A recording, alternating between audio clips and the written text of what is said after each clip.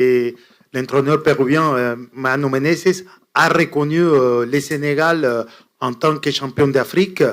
La félicitation en tant que champion. Et qu'est-ce que vous connaissez de l'équipe péruvienne? Merci. Oui, bonjour. Muchas gracias por el técnico, por el mister. Yo también. Gracias, gracias. Para vosotros somos el campeón del África. Muchas gracias. ¿Vale? Bueno, je vais répondre en français parce que quand même, je pense que la priorité, c'est mon pays. Donc, écoutez, l'équipe de Pérou, on sait que c'est une bonne équipe, même s'ils ne sont pas qualifiés. Et aujourd'hui, il y a un changement d'entraîneur, donc ça veut dire qu'il y a un projet qu'ils veulent mettre en place, parce que ne pas se qualifier, sûrement, ça les a touchés. Donc, ça sera son premier match. Et on connaît quand même l'ADN brésilien qui fait vraiment mal dans le monde du football. Donc maintenant, on va essayer, nous, de mettre les choses qu'on a l'habitude de mettre en place et aussi rajouter des variantes comme les matchs amicaux servent à ce genre de choses. Et merci, muchas gracias. Merci. Oui, allez-y. C'est pour Ghana. Oui. Bonjour coach, bonjour Ghana. Je m'appelle Pape Oumar Keïta, journaliste Sénégal. Ghana, on ne cesse pas de louer les qualités humaines des cadres de la tanière. On a vu Kalidou Koulibaly qui a offert des tableaux à tous les joueurs. On a aussi vu sur les réseaux sociaux le souhait de bienvenue au nouveau Lion. En quoi c'est important de créer des rapports humains au sein de la tanière et comment voyez-vous les deux nouveaux joueurs, Mamadou Diakhon et Nobel Mendy à l'entraînement? Merci. Bonjour Pape. Comme on a dit, c'est très important dans une équipe d'avoir des cadres qui sont là pour veiller au bon fonctionnement du groupe.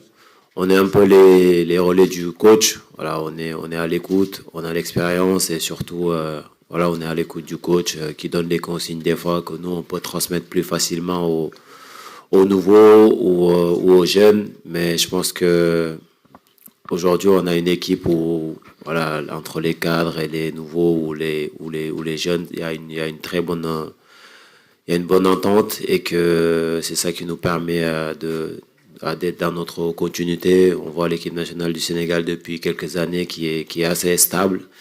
Et je pense que ça, c'est tout le travail de toute la fédération, de tout le staff, mais surtout des cadres qui sont là, qui aident beaucoup et surtout des jeunes bien éduqués qui sont à l'écoute.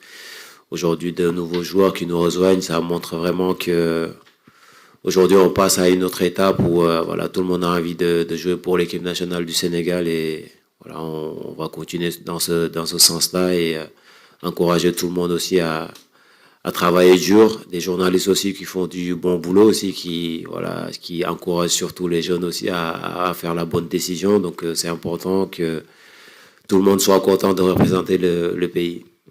Merci. Nous prenons deux autres questions avant de passer au Wolof. Oui, allez-y. Avec l'équipe, bonjour, c'est pour tous les deux. Hein. Je voulais savoir est-ce que vous sentez aujourd'hui champion d'Afrique et avec tout ce qui s'est passé ces derniers temps, comment vous vivez cette période-là, tous les deux? Merci. Écoutez, moi, je me disais que j'allais pas répondre à cette question parce que quand même, moi, je suis focus sur mon travail. Pour moi, le plus important, c'est ne pas être dispersé. On sait que tout le monde connaît champion d'Afrique. Et voilà, on va continuer à travailler, à aller chercher encore d'autres trophées parce qu'on sait, et on est clair dans notre tête que pour nous, les compétitions ou bien les trophées se gagnent sur le rectangle vert. Et ça a été fait, on est champion d'Afrique. Merci. Ghana. Bon, je pense que le coach, il a répondu à cette question en tant que coach. Mais voilà, nous, en tant que joueurs, les émotions fortes qu'on a vécues, il n'y a rien qui peut remplacer ça. Et depuis des années, je pense que ça fait 4 Coupes d'Afrique. Le Sénégal, c'est 4 finalistes et 2 fois champion d'Afrique. Et ces résultats-là, on ne l'a pas volé. C'est le travail de tout un pays, de toute une nation, sérieux, qui donne tout sur le terrain comme en dehors du terrain. Et ces résultats-là, on ne les a pas volés. Aujourd'hui, on le mérite. On mérite d'être champion d'Afrique sur le terrain. Et voilà, on va essayer juste de faire la même chose en dehors du terrain. On va continuer de se battre. Nous prenons la dernière question en français, oui. Oui. Coach, je me permets, Mustapha Kessous, Le Monde. Donc, par rapport à ces 2 derniers mois, est-ce que vous, c'est une question un peu plus lyrique, mais est-ce que vous dites, j'ai bien fait à mes joueurs de leur demander de rentrer au vestiaire, ou vous dites, non, on a bien fait? Bonsoir, Moustapha. Moi, aujourd'hui, la chose que je vais retenir, c'est un plaisir de ramener ce trophée dans mon pays. Et en plus, ça m'a permis de découvrir mon pays dans le fond du Sénégal, à présenter le trophée partout. Et aujourd'hui, c'est un plaisir énorme. Extra. Une dernière question. Oui, allez-y, monsieur. Il faut qu'on passe au Wolof également, puisque Saïkou Seydi, journaliste indépendant.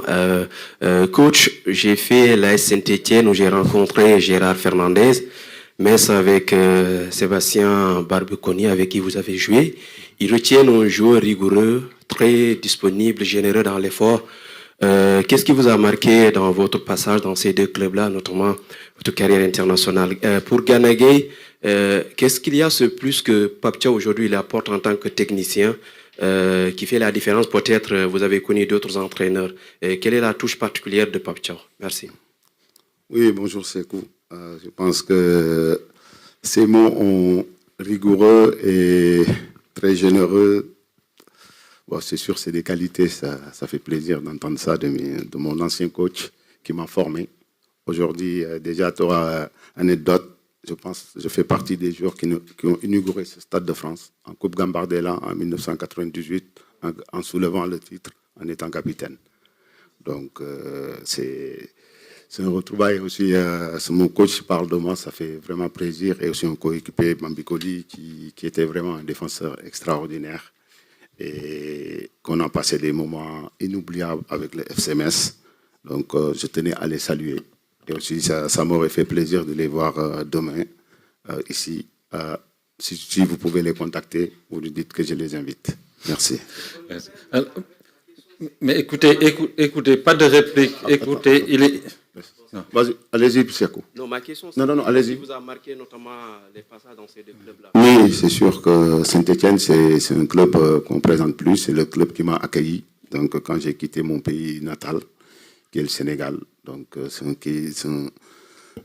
un club mythique dont j'ai fait partie de ceux qui l'ont ramené en Ligue 1 une fois que j'ai gagné la Gambardella. Donc, il y a eu beaucoup de choses qui m'ont marqué. Aussi, j'ai trouvé aussi des amis sénégalais dont je garde toujours des relations extraordinaires, qui est Pape Sarr, qui m'a bien accueilli, et aussi d'autres amis comme Alassane Dour, Frédéric Mendy et Ibrahim Sonko.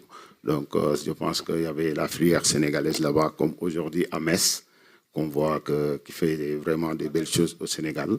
Et c'est extraordinaire. Donc, voilà. En tout cas, je suis fier de passer dans ces 2 clubs. Et à chaque fois que j'ai atteint les objectifs qui ont été mis en place pour le club. Il est là. On va passer au Wolof. Écoutez, on n'a pas le temps, je vous en prie.